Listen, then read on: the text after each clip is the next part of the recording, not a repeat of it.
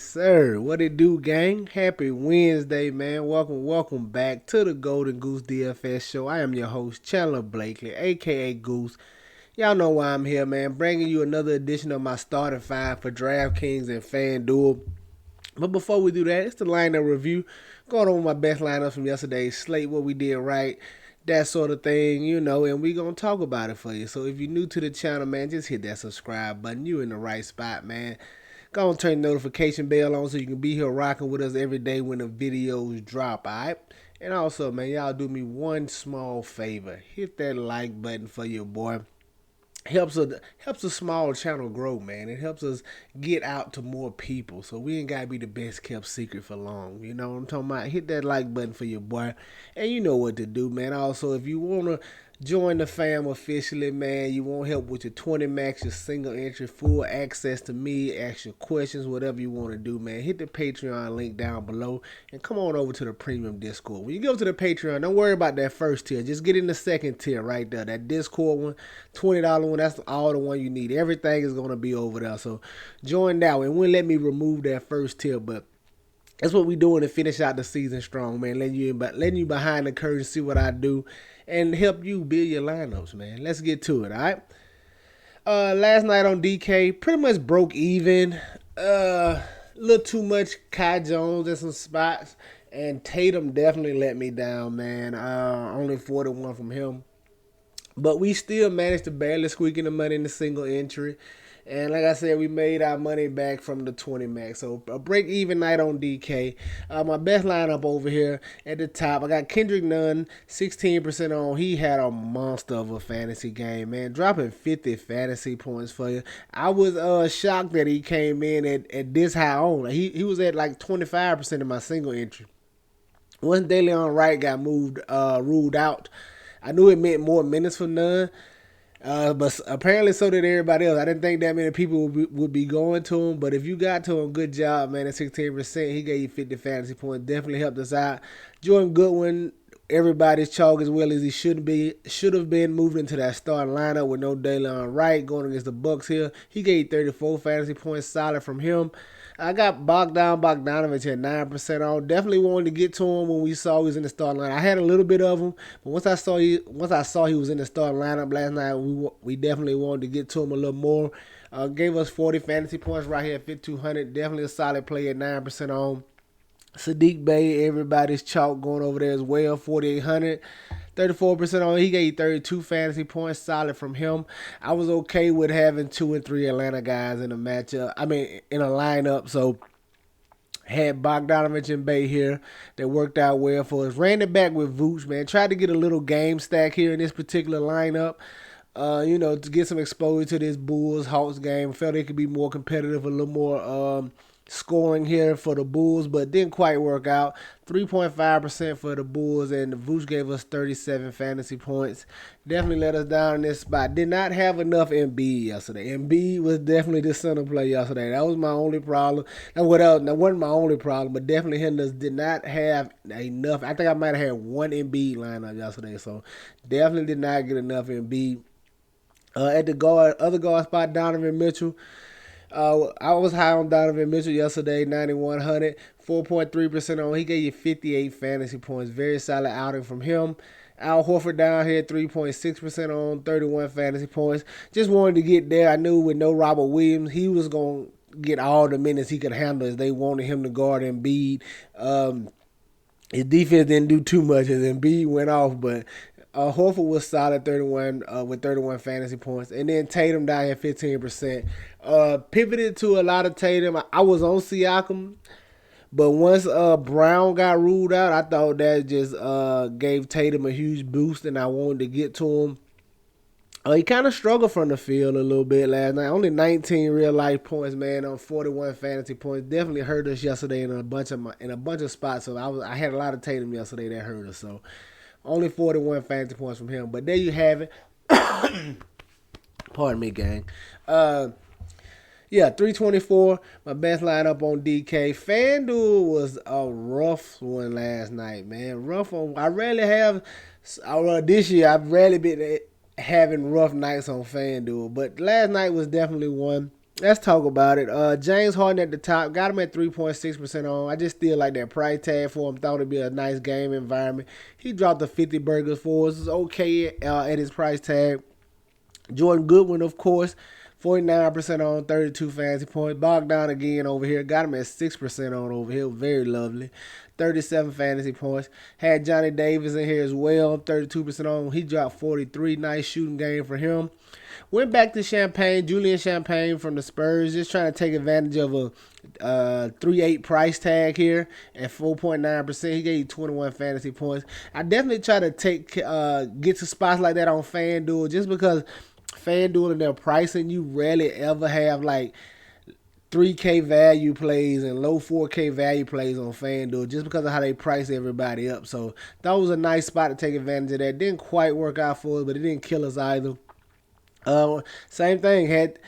Wanted to get a piece of that Atlanta Chicago game. I was all over it. Had Zach LaVine here at 20% on. He gave you 39 fantasy points. KD really let me down here in this spot. 8% on, only 27 fantasy points. Just all scoring, but they pretty much didn't need him to do too much to beat this San Antonio Spurs team. I'm looking for Durant to have a big game here soon. Like sometime this week, I know they want to get him going, get him in a good rhythm before the playoffs start. And what better way to do that than a big game scoring from him to really get his mojo back. So he was trying to get there and be ahead of the curve here, but didn't quite work out. Pascal Siakam got him at 9% on. He had a nice game for us, 54 fantasy points going against the Hornets. And then at the bottom, Nick Richards.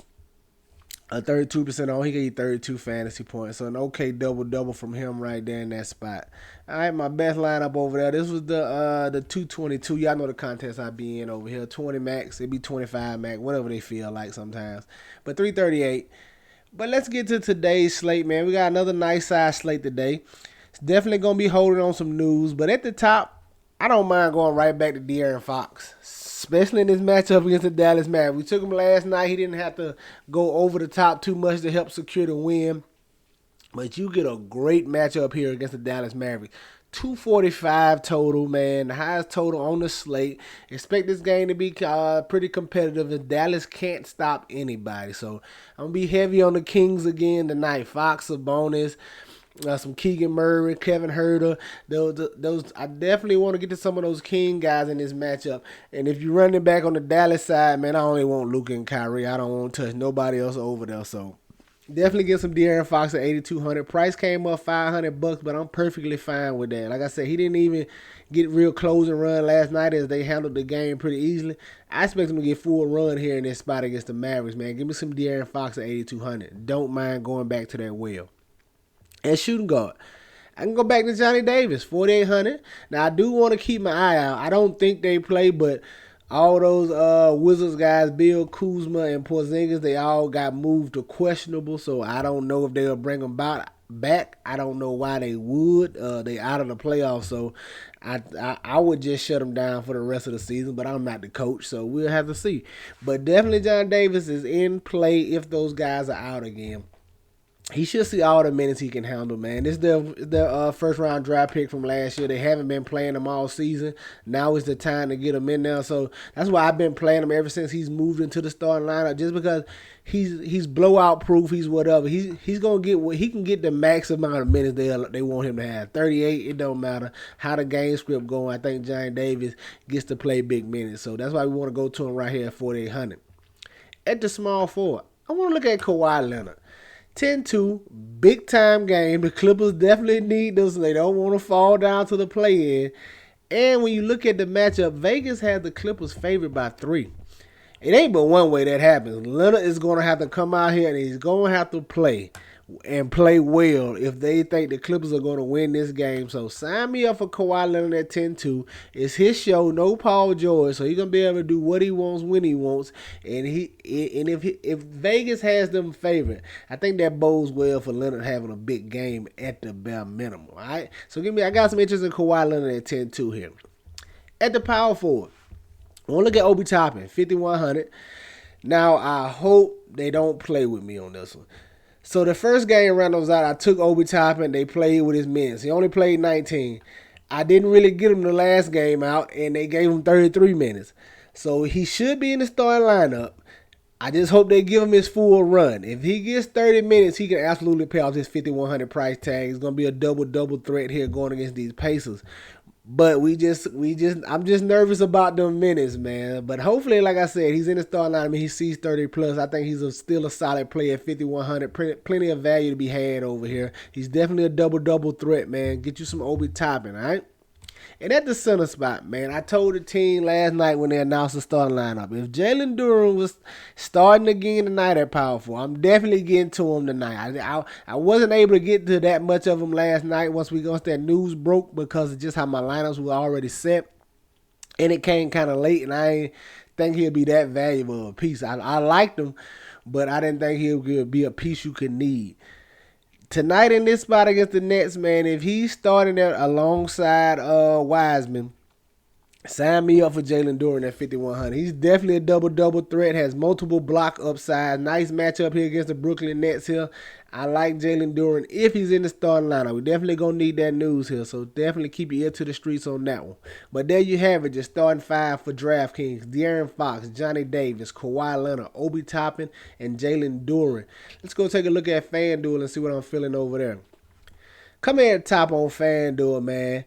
Give me Ja Morant, 9,700. The price then came down $200. Nice matchup here against the Pelicans. The coach said he wants them to play more minutes. To get them ramped up and get them ready for the playoffs. We saw Ja play 35 last night. I think he could be in line for that here again going against the Pelicans. I don't see no reason why they want to limit him after the coach made that statement. So he should be good to go. I don't think this game is a super blowout or anything like that. It should be a competitive game. He should see all the run he can right here at 9,700. I like getting the Ja at this price tag over here on FanDuel. Come in at shooting guard. I'm going to look at Norman Powell. Like I said a while ago, man, the Clippers are favored by 3. It's definitely going to come down to Kawhi, but he's going to need some help. And I want to look at Norman Powell here, provided he's still starting. With no Paul George out there. They could change the starting lineup, but they got all types of little pieces over there they can play with. I think Marcus Morris may be coming back. He's questionable, so who knows how they can do this lineup. But Norman Powell sees big man. I think Norman Powell approaches 30. I think Norman Powell gets 30 minutes no matter what, even if he doesn't start. He's going to need to help Kawhi in this spot. And he should be the number 2 scorer behind Kawhi. Now, it's primarily scoring. He's not going to give you a lot of peripherals. But I think he can get his shot going here, and that's what I'm leaning towards, especially with the Clippers being favored. Kawhi's going to need some help, and he's the first option behind Kawhi to score. So I like getting Norman Powell right here at 5,600. Looking for him to get that shot falling and give us a nice scoring output here. But get you some Norman Powell in your player pool as well. Come in the small forward. Want to look at Jordan Noah, 5,600. He's just a solid play for me, man. You know, it's hard to find that super cheap value on FanDuel as previously stated. So right now, we're going to be waiting on news. Hopefully some of those pieces open up. But if the slate started right now, I definitely will have Jordan Noah as a middling value piece at 5,600. The minutes should be there. Definitely the shot attempt is going to be there. And if he has an efficient night shooting, you know the type of game he can have. He can go drop 30 real life points if the shot falling. So definitely want to get to some of that here at 5,600 going against this New York Knicks. And at the power forward here, staying with Obi Toppin.